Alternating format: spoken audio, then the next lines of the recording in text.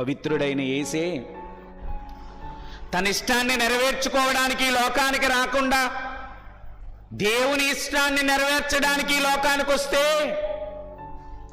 నువ్వెవరిష్టాన్ని నెరవేరుస్తున్నావు చెప్పు? ఏమండి, ఇలా ఆలోచించుకుంటూ వెళ్ళిపోతుంటే మన బ్రతుకు, మన భక్తి, మన ఆత్మీయ జీవితం ఈ విశ్వరాజ్యాంగానికి ఎంత వ్యతిరేకంగా ఉంటుందో తెలుసండి.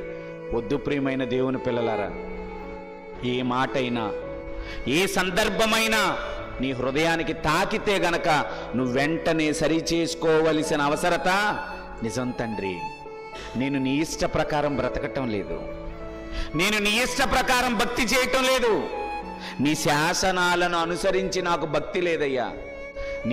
ఈ భక్తి జీవితంలో కూడా నా ఇష్టాన్నే నెరవేర్చుకుంటున్నాను ప్రభువా, నన్ను క్షమించు అని నువ్వు అడగగలవా? నీకు ఈ లోకం శాశ్వతం కాదు తెలుసు కదా, నువ్వు ఈ లోకంలో ఉండిపోవద్దు నీకు తెలుసు కదా, ఏ రోజైనా నువ్వు ఈ లోకాన్ని విడిచి వెళ్ళిపోవాలి కదా.